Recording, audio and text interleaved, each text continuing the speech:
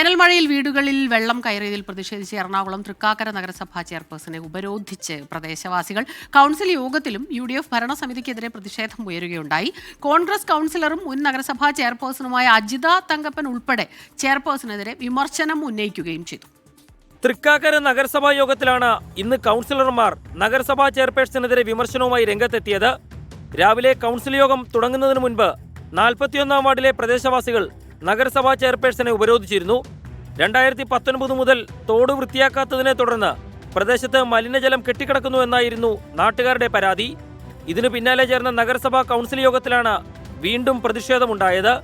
നാട്ടുകാരുടെ വീടുകളിൽ വെള്ളം കയറിയത് മഴക്കാലപൂർവ്വ ശുചീകരണം നടക്കാത്തതിനാലെന്ന് പ്രതിപക്ഷം ആരോപിച്ചു.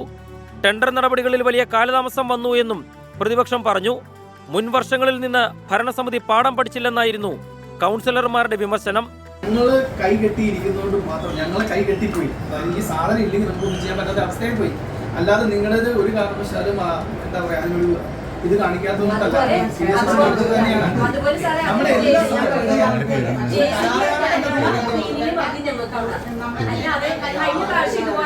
വിമർശനം ഉയർന്നതിന് പിന്നാലെ 10 ദിവസത്തിനകം പ്രശ്നം പരിഹരിക്കുമെന്ന് അസിസ്റ്റന്റ് എഞ്ചിനീയർ കൗൺസിലിന് ഉറപ്പ് നൽകി. മുൻ നഗരസഭാ ചെയർപേഴ്സണും കോൺഗ്രസ് അംഗവുമായ അജിത തങ്കപ്പനും വിമർശനവുമായി രംഗത്തെത്തി. ഇടപ്പള്ളിത്തോടുൾപ്പെടെ ശുചീകരണം നടത്താൻ നഗരസഭ തയ്യാറാകണമെന്ന് അജിത ആവശ്യപ്പെട്ടു. 24 കൊച്ചി.